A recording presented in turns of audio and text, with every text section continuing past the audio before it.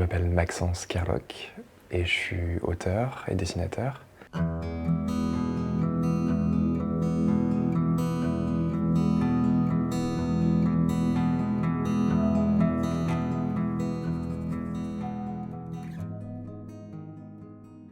Ma première bande dessinée s'appelle Derrière le champ.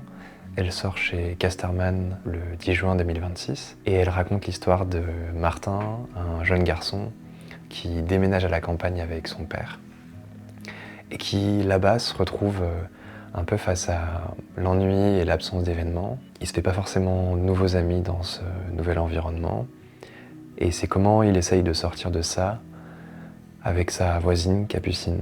Deux personnages de 13 ans, donc qui sont à un moment du début de l'adolescence, qui à mon sens est un âge passionnant parce que c'est un âge où on découvre le monde un petit peu pour la première fois.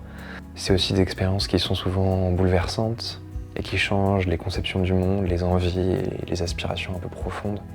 Donc c'est une histoire d'amitié et une histoire qui parle de comment l'aventure et l'imagination et l'invention peut se créer dans une situation d'ennui.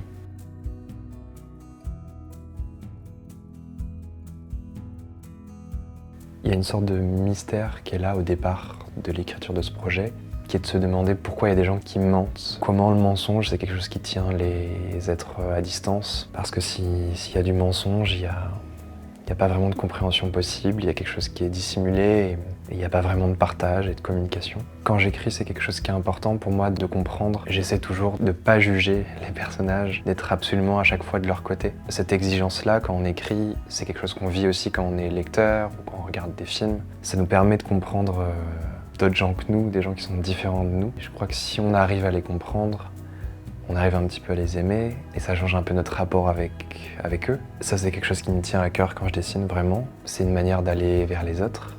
C'est une manière de sortir de moi-même, de comprendre des vies qui sont différentes de la mienne. J'essaie d'avoir un dessin qui soit le plus précis en termes de qualité.